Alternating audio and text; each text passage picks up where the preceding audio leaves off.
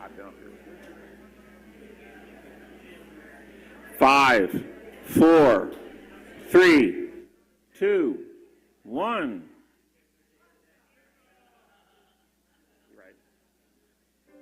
Welcome.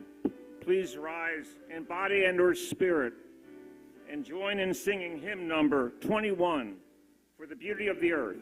Beauty.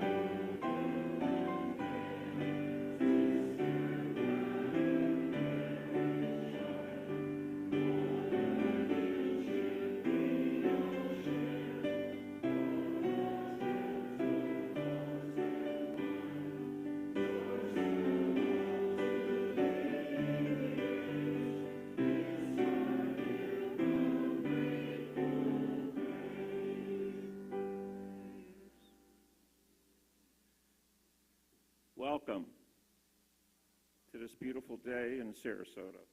I'm Dick Stammer, and I serve this church by providing technical support to the Forum Committee and the Multimedia Committee. Today I'm here on behalf of the Worship Committee. To all of you here and to those of you who are online anywhere in the world, I welcome you. When our settled minister, Reverend J. Wallen, is out of the pulpit, our worship committee engages with guest speakers and guest ministers to,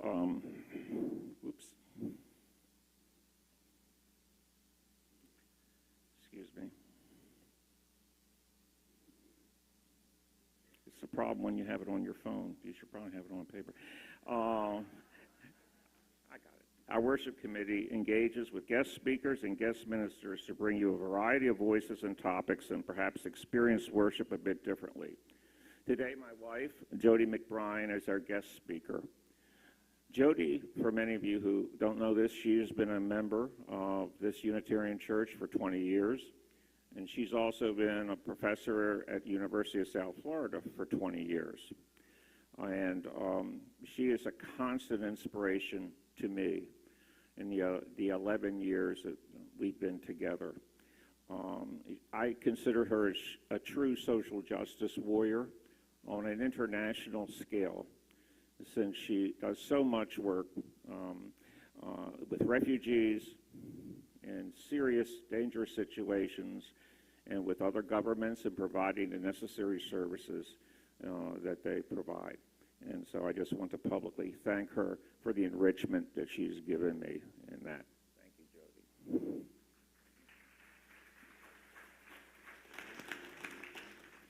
If you are here in person, I encourage you after the service to stop by our welcome table outside the sanctuary doors to sign up for our newsletter, The Contact, and then get a cup of coffee and join others at the round table in the courtyard to learn more about our church and our faith. You'll have some great conversations. If you are online, we encourage you to stop by our website, which is behind me. Look for the banner that has a link to our virtual guest book. If you complete the guest book, you too can get our newsletter, The Contact, that comes out weekly with all of our many activities. Some of our activities are in person, some are on Zoom, and some are a combination of both. Our website is also a great place to learn more about our church and our non-creedal faith. And if you just have questions or want more information, you can email our office. However you engage with us, we look forward to getting to know you. And now I'd like to call Don Bryn up. He has a few things he would like to share with you.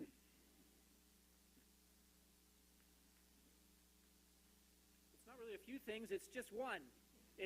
It's choir time. So we are so excited. We start choir again this week. It's Wednesday nights, 7 to 8:30, and we want anyone that if you are inspired to sing, you are excited about music, come join the choir. Try it out. You only have to commit for 2 weeks if you want to just try it out. So we're starting this Wednesday, and then we start singing on the 17th. So we do 2 rehearsals, and then we sing every other week. And we've got so much cool music. It's going to be a lot of fun. We have a good time. We're kind of a social group. And we've got a real diverse, a lot of music planned that's going to be a lot of fun. So please, if you've even thought about it and just want to check us out, come join us. Thank you.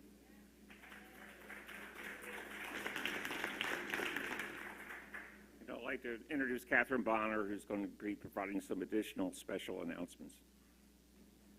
Lots of special announcements today. Today is the first Sunday of the month, and we invite those of you who have not become a member of the church yet to join our minister and the church leaders in the minister's office to officially become a member, and a small ceremony which includes signing our membership book. The minister's office is located across the courtyard in the Lexow wing, so grab a cup of coffee and come join us. Are you not quite ready to sign the membership book? Want to learn more about Unitarian Universalism and our very active church? Then join us on our next Learning About UU class on Saturday, September the 16th from 9 a.m. to noon. We do ask that you sign up at the welcome table outside the sanctuary doors because we need a minimum of 5 people to hold the class. And the class is open to visitors as well as members of the church. And lastly, our small group ministry Chalice groups are starting again for the fall. Chalice groups give the participants the opportunity to explore life's big questions through deep listening and sharing in a group of 8 to 10 people. It is a great way to get to know people at their core and develop lifelong friendships. Several of the groups meet on Zoom and some in person, so we have something for everyone. Sign up out in the courtyard or online using the QR code that is in your order of service and on your insert. And it's not just for women. Come on, you men. Thank you. So now we will hear from our guest trumpetist, Cindy Scaruffi-Clispy. Thank you. We look forward to it.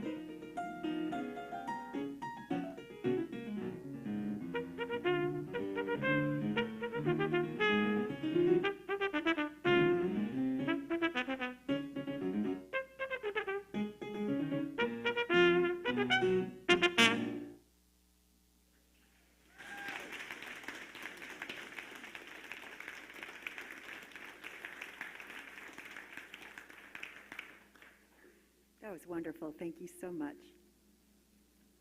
So, put it down. After the rash of 95-plus degree days that we've had, maybe it looks like a little bit of hopeful thinking that I chose a reading called Those Winter Days. And I realize that the season isn't quite apropos, but the message about work, both the paid and unpaid work, certainly rings through this poem. It was by Robert Hayden, who was a poet laureate in the United States. Sundays, too, my father got up early and put his clothes on in the blue-black cold. Then, with cracked hands that ached from labor in the weekday weather, made banked fires blaze. No one ever thanked him. I'd wake and hear the cold splintering and breaking. When the rooms were warm, he'd call, and slowly I would rise and dress, fearing the chronic angers of that house, speaking indifferently to him, who had driven out the cold, and polished my good shoes as well. What did I know? What could I know of love's austere and lonely offices? Catherine?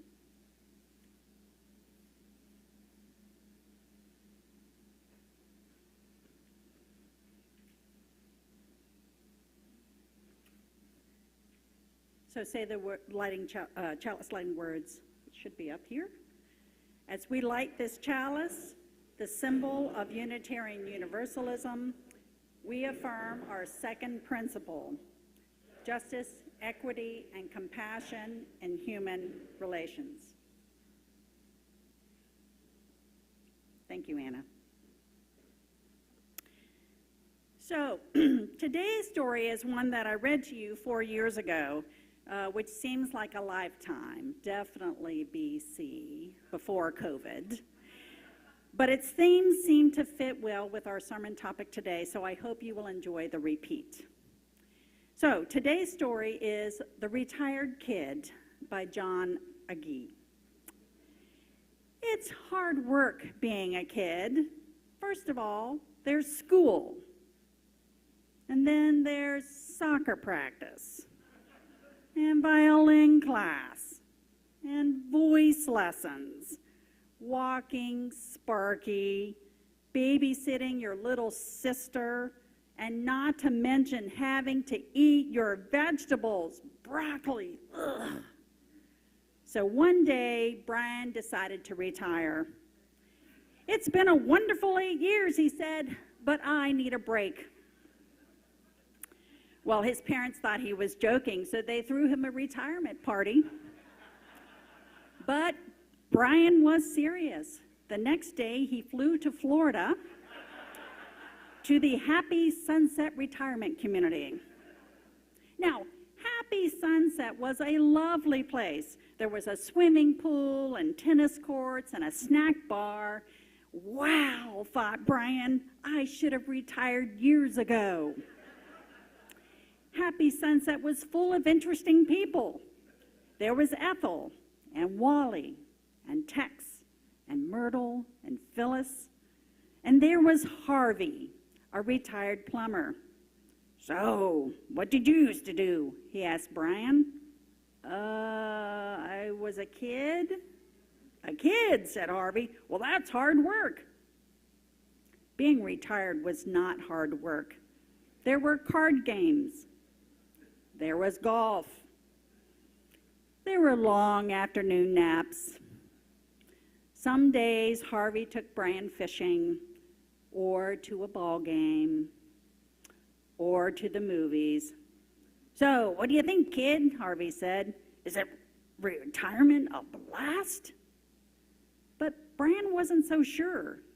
Being retired meant having to listen to Tex go on and on about his hip replacement, and looking at hundreds of snapshots of Myrtle's grandchildren, or watching long documentaries on TV. There were other things too, like early morning yoga and knitting classes, and weekly checkups when Brian wasn't even feeling sick. There was Friday night swing dancing and Wally's prune juice smoothies, and not to mention sitting on Ethel's false teeth. So, after 3 weeks of retirement, Brian was fed up. "It's no use," he said, "I don't fit in." "Listen, kid," said Harvey, "when retirement gets you down, you have to think back to the good old days." "The good old days? Never fails," said Harvey. So Brian found a quiet spot under a palm tree and thought back to the good old days. And very soon he started remembering things, good things like the time he scored a goal for the soccer team, the time he aced his math test, the time he hit the perfect note on his violin. He remembered singing in the school musical and making his sister laugh and throwing Sparky the ball. He even remembered that broccoli wasn't so bad if you covered it up with a lot of cheddar cheese. So Brian made up his mind. "Hey, Harvey," he said, "I've decided to come out of retirement." Harvey wasn't surprised. "Well, I'll miss you, kid." The next morning, Brian packed his things and wished everybody at Happy Sunset the best. Then he caught the first flight back home.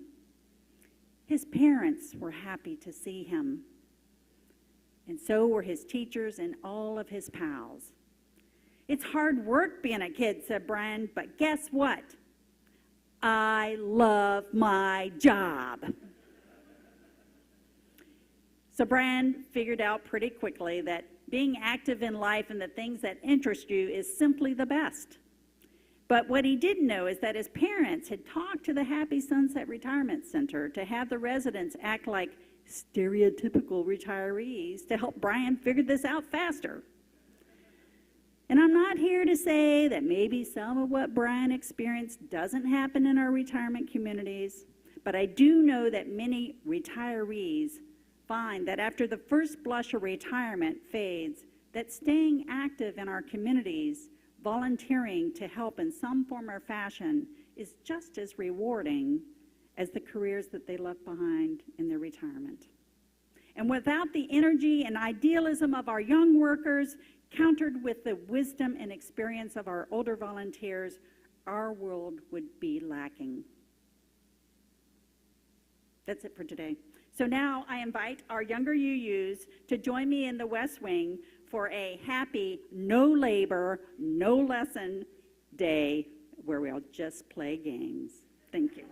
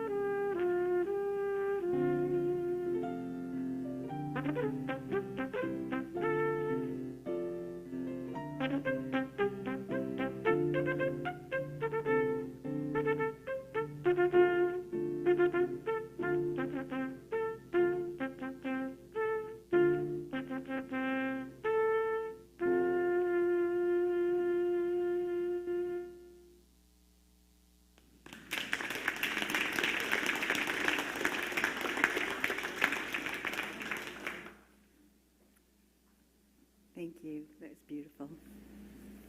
So now we start with centering in words, followed by silence, and then spirit of life. For the reading, I've chosen another poem, this one by one of America's great poets, Walt Whitman. And if I can find it.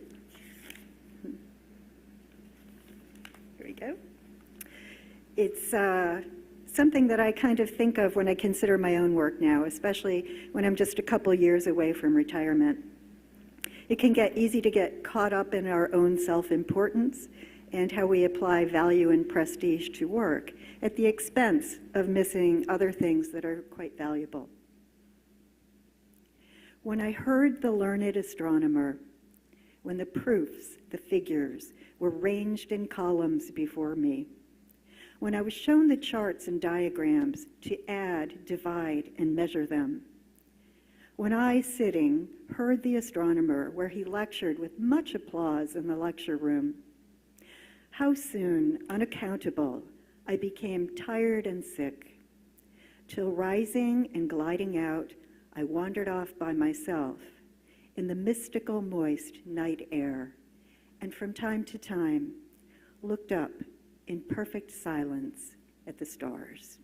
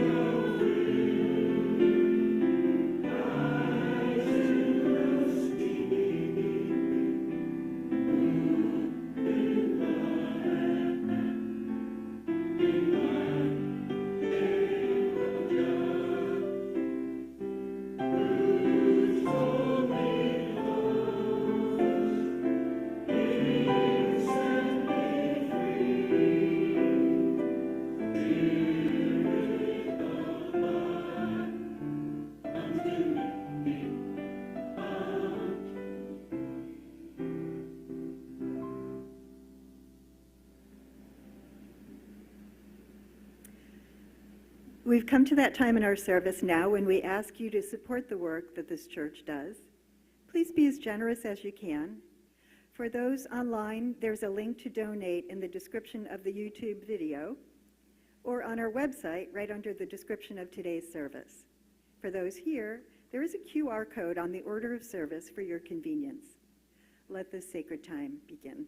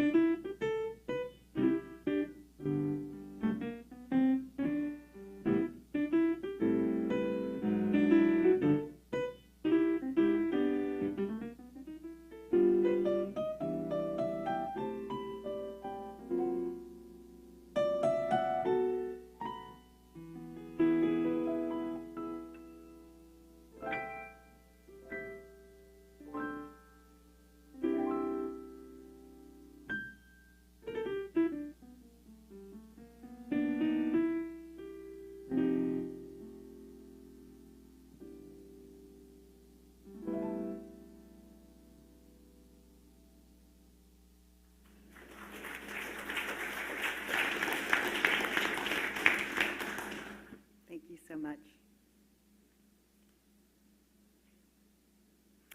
So the next reading is from one of my all-time favorite books, Le Petit Prince by Saint-Exupery. You probably know it as The Little Prince. This classic book of wisdom has been one of my favorites since I first read it in French at the age of 15. It is the world's most translated book after the Bible into 480 languages, and it sold more than 200 million copies.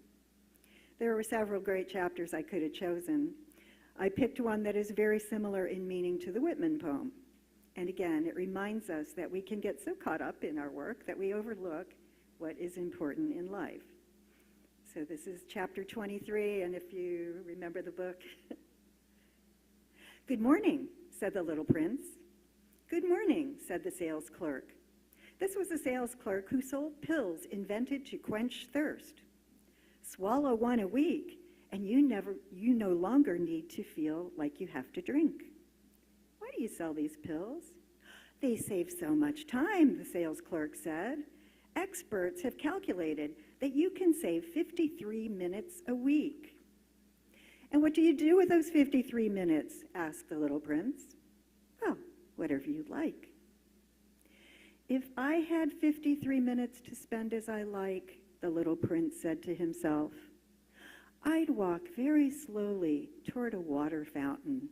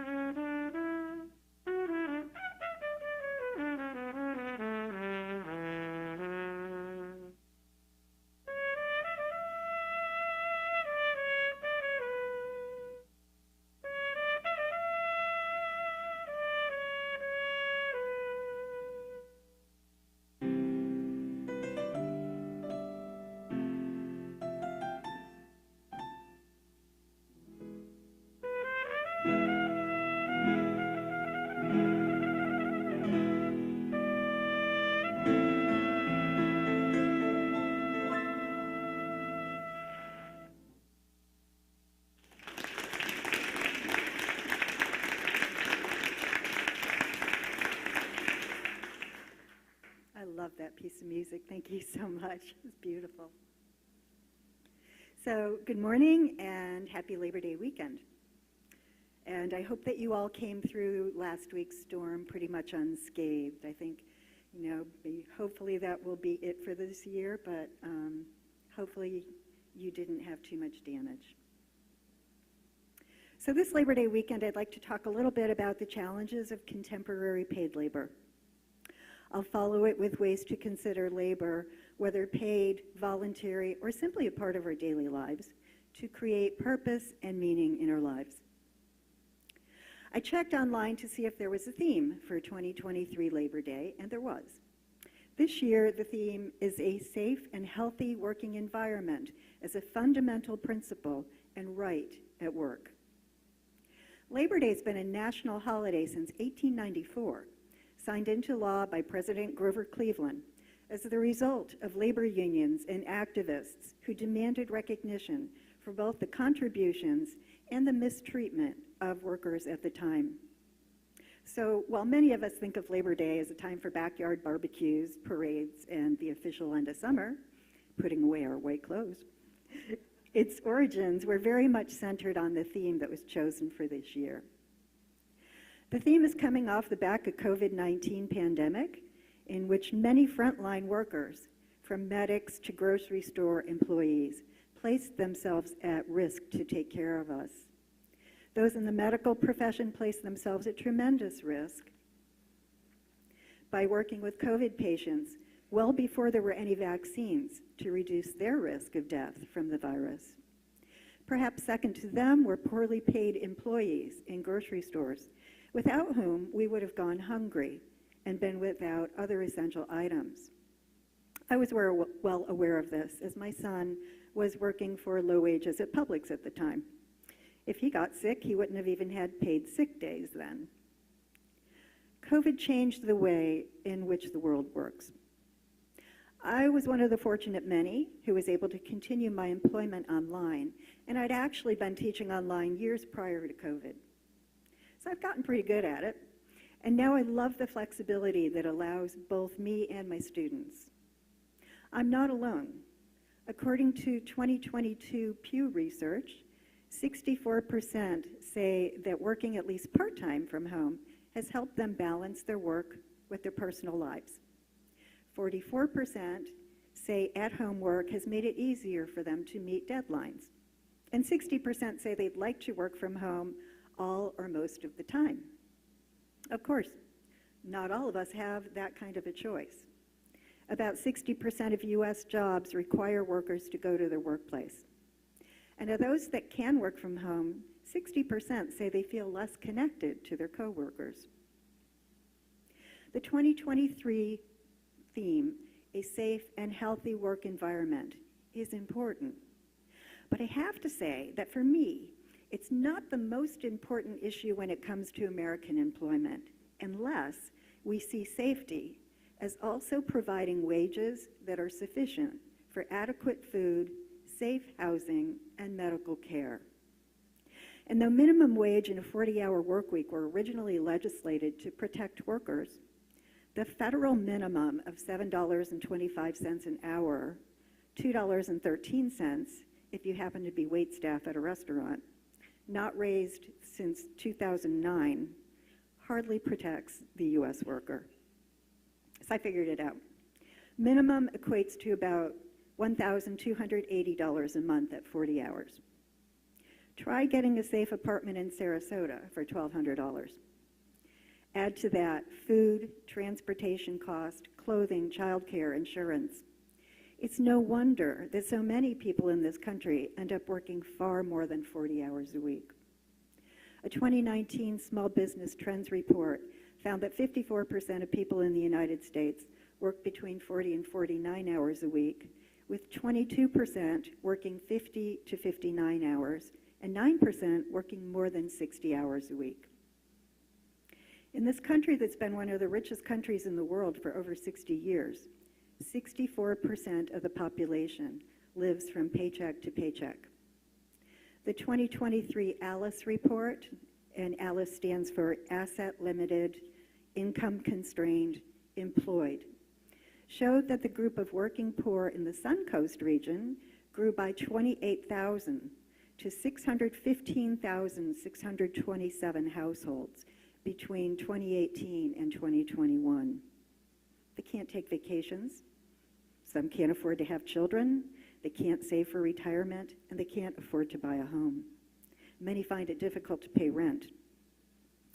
An August 10th article in the New York Times reported on Gen Z adults showing that they are paying 45 to 85% of their income on rent. No wonder a third of them still live with their parents and plan to make that their long-term housing solution. Now, this doesn't begin to address the challenges of unpaid labor, borne mostly by women, and the fact that they receive no security from those hours of labor.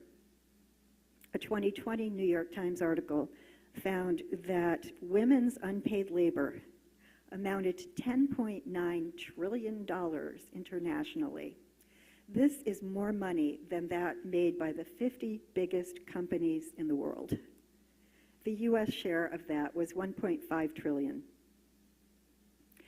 The United Declaration of Human Rights, which turned 75 in December and was championed by Eleanor Roosevelt and adopted in the United States in 1948, along with all the other UN member states, has an article regarding work. Article 23 states that everyone has the right to work, to free choice of employment, to just and favorable conditions of work, and to protection against unemployment. It goes on to declare a right to equal pay for equal work and to just and fair remuneration, including, if necessary, supplements through social protection.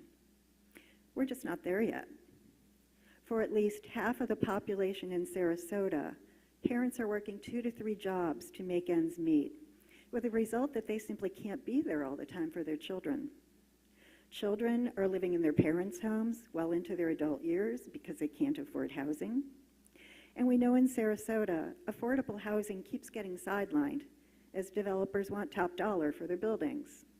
Even young professionals in Sarasota are finding that they can't afford housing.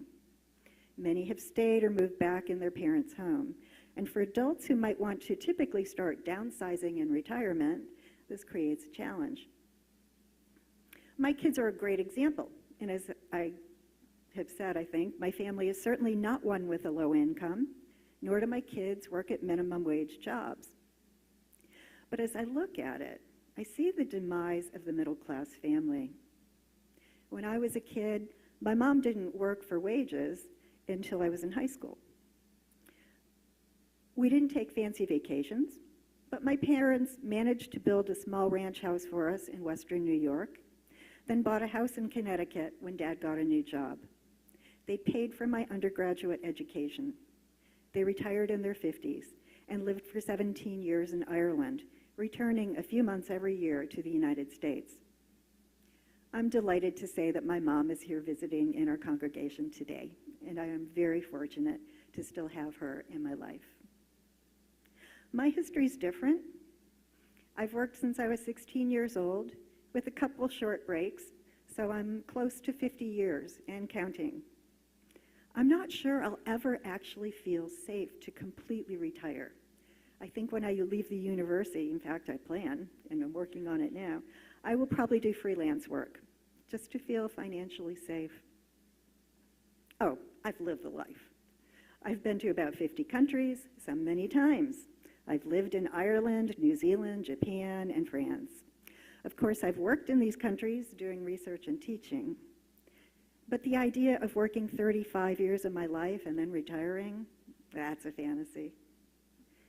What bothers me more is what faces my children, our children, children today, who don't have the same advantages that I had. My daughter and her husband, they've learned to live on canned beans and almost no meat because they can't afford it. There have been times when my daughter has chosen to forego medical attention she needed because of the rent. From 2000 to 2022, the cost of fuel and utilities in the average American city have increased by 115%. Obviously, wages haven't kept up.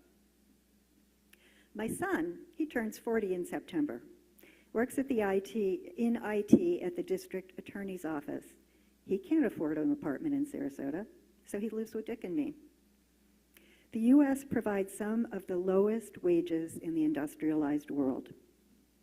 According to the OECD, where I worked from 2021 to 22, about 23% of Americans make low pay, and that's defined by less than 2/3 of median wages. And the poverty wages have also swollen the ranks of the working poor. So I ask myself, what does this country come to? Those of you who know me know that I am now splitting my time between Sarasota and Paris, France. It's a long story. I won't get into it here. But, you know, France is in the top 10 countries for the best medical care. In terms of benefits from work, I have expat friends there who've told me that they literally would be dead if they had to stay in the United States because they could never afford the life-saving medicines here that cost a fraction in France. So what gives? Why does this rich country not care for its people in the ways that countries like Sweden, Switzerland, Denmark, Canada, New Zealand, which rank in the highest for human rights, care for their populations? In a global survey about countries caring about human rights, sadly, the United States doesn't even rank in the top 20. So I've struggled to understand this. When I'm in the United States, I have to say, something that strikes me is how warm and friendly Americans are. You know, they really are. I don't know the politics of the folks that helped me out at Winn-Dixie. I'm guessing they're a mix of Democrats and Republicans, but they're also nice, friendly, and kind. And you know, these people are the ones earning less than a living wage. So I want to go trying to understand why the country doesn't treat all of its workers with the respect of a living wage at the least. Now, I don't have the training in economics or politics to know how we need to fight to solve this problem. I do know that we need to stand up against developers and city boards that ignore the needs of low-income working individuals and families. They have to stop being labeled as failures. They're not. They are, for instance, my children, my students. They deserve safe, affordable housing, medical care, and fair wages. As you use, we need to think about how we might live our lives in ways that can make a difference to the working Americans who are struggling to make ends meet. And at the same time, those of us who are still in paid labor might think about how we can conduct our work in a way that brings purpose and meaning to our lives and the lives of others. So this is where I change gears, so to speak. Klaus sent me some interesting passages from the Bible that have been clearly a part of the stringent work ethic in this country. Some are pretty tough, give me pause towards fundamentalists who claim to take the Bible literally, such as, whoever does work on the Sabbath is to be put to death. Exodus 35:2. There are also many passages that condemn people that don't work. In our culture, if you're not retired, here's your typical introduction. Hi, I'm Jody. I'm a professor of global studies at the University of South Florida. Retirees often even introduce themselves quickly with what they used to do for a living. The work ethic is strong in this country. I recently gave up my office at the university because I don't use it that much, and we were short of space. I didn't have room for all the stuff in my office at home, so I found myself just throwing away certificates, awards, thank yous, and giving away hundreds of books. I felt like I was ripping out part of my soul. Not all cultures are like this. When Dick and I lived in New Zealand, I learned about the native Maori introductions, which are commonly used at any conference or important event. I worked with a Maori woman and created my own mihi mihi to begin talks in New Zealand. It started like this. Tēnā koutou, tēnā koutou, tēnā koutou katoa, nā mihi katoa nā rangatira, ko Mansfield te moanga, ko Niagara te awa, ko Atlantic te moana, ko Marikine te iwi, ko Jody McBrien aho. So by line 7, I say my name. I never say what I do for a profession. In Maori, I introduce myself by stating my mountain, my river, my family background, by acknowledging my ancestors, and by including a Maori saying that was appropriate for the occasion. In France, people work to live, not live to work. I'm guessing you probably saw the news last spring about the turmoil in France because Macron raised the retirement age from 62 to 64. I'm 66, and I may just work till I drop, so I didn't have a lot of sympathy, but I do appreciate that their identities are not just built on their work. They realize and appreciate that there is much more to life. Looking at my own job, stuck in the incredible challenges of state university system and Florida bureaucracy, I often feel like a ping pong ball being hit by the Board of Governors that seems to change things that are not broken. And I can only hope to survive their tactics for a couple more years. But I get to teach students about human rights and challenge their views about global migration to get them to broaden their horizons. I have them meet with refugees online and carry on 2 one-hour interviews through an organization called Nata Kalam. And those meetings are life-changing for my students. So, in spite of the frustrations and tensions working for the state university system, to date, I'm still able to provide course content that I believe gives both me and my students a sense of purpose and meaning. But what about those who work in places that don't necessarily offer a purpose that is as fulfilling as mine, for instance? I think of my daughter and her husband, who work in a company that doesn't offer them a sense of purpose or joy. I think of the large percentage of people who don't have the privilege of working at a job that they might choose because it's what they want to do, but they work at what they must to make ends meet. And the ever-encroaching restrictions on U.S. workers make it tougher. Last Sunday's Sarasota Herald Tribune reported that new college student ambassadors and their volunteer workers were told they had to remove their pins that advocated for LGBTQI populations or Black Lives Matter. I know what I would have done. I would have told those authorities to take the freshmen for their orientation and left. But power differentials can cause fear that amounts to workers doing sometimes what they don't believe in. A July article in the New York Times offered a number of suggestions for people who are dissatisfied with their jobs but don't have good opportunities to leave them. One idea was to reconsider ambition and consider ways that your ambition can be rechanneled into community or personal interests rather than the paid job. Another was to look at how you can look at what you can control as an employee versus what's out of your hands, and discuss those controllable issues with your manager. Another is to consider ways in which a positive purpose can extend beyond the particular goal of the company you work for, or the unpaid labor that you do. For instance, what are ways you can help your colleagues have a better day just by doing something nice for them? Something as simple as expressing appreciation for work done by others can help them to see the purpose of their work and improve their own work experience. As you work, you can find space sometimes to advocate for a cause that you care about. Last spring, I taught an honors colloquium on purpose and meaning in life. Oh, did I feel out of my comfort zone. I offered to teach it because I just felt like so many university students have not had the opportunity to think about what they value, what will bring meaning and purpose to their lives. And sadly, I found this to be true of many of my students. An unfortunate percentage said they chose their career path because of its expected income. I guess, given the early part of my talk, I can hardly blame them. But still, they weren't making these choices because the careers were something they were passionate about. And frankly, I recognized a lot of potential and real mental health issues. One admitted to me that she had been suicidal. Several others missed classes due to depression. This was painful.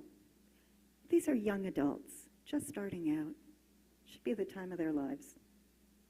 But then, I think these kids have grown up scared to death. They've grown up with active shooter drills in their schools. We get them in the university now, too. And you can say, yeah, well, we grew up nuclear bomb drills. But you know what? The U.S. never had a nuclear bomb attack. These kids are used to hearing about school shootings and other mass shootings on a regular basis. And they see what those just a few years older than they are, that they can't make ends meet. So for too many, and we're talking about young people with privilege here, young people at university, they're scared, and understandably. We need to consider this present-day situation with compassion and do what we can to create a safer society. As I alluded to with the figures on women, there's a great deal of unpaid labor, and so much of it is done through the purpose of love.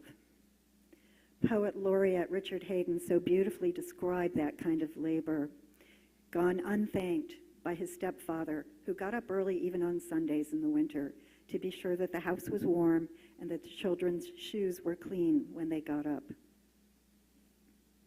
As I recognized earlier, many people in this congregation are retired. So what comes to my mind is ways in which we can make life better for all in our community. So many of you who are retired are involved in volunteer work, including critically important volunteer work for the good of our congregation in all of its important committees. What also comes to my mind is the work that my husband and many of you do in terms of showing up week after week at the school board and at hospital board meetings to let our community know that there is a point of view beyond that of Proud Boys and Moms for Liberty. Their work has stood up to effectively oppose some of the extreme right plans of the school board in the city. They don't get paid to attend these meetings. They're, quite frankly, incredibly challenging. No one tells them they have to go. Me, I have to go to my university meetings. I have to do my work. They don't. I honor that service work to our community. And there are many of you who do this work. You ensure that the backpack program goes on so that many poor children in our community have what they need for school and get meals. You work at soup kitchens. Maybe you volunteer at thrift shops or Habitat for Humanity. Maybe you mentor children after school. You could be playing shuffleboard or watching reruns of I Love Lucy, but you're working. And why? Even though there's lots of evidence that any kind of work helps seniors stay vital, my guess is that this is not your first consideration when you choose to engage in volunteer work. It's rather that you engage because you believe in the cause. It has purpose, it has meaning. And for this, as a paid employee, I give you my heartfelt thanks. Yes, I do some volunteer work, but not nearly the amount of those of you who are retirees. I can't. I don't have the time. And your volunteer work is so important in so many ways. I have seen how the Save Our Schools volunteers have influenced the decision for the recent Sarasota superintendent and support our only progressive school board member, Tom Edwards. How volunteers have supported our excellent public hospital in Sarasota. How volunteers have provided essential supplies and food to low-income families in the community. How they have raised awareness about environmental concerns. Our UU community is one to be so proud of. Its labor, both paid and volunteer, makes a difference. If you're not currently involved in labor that makes a social justice difference, I encourage you to consider it. The work is not only good for others, it's good for you. And to those already involved, thank you.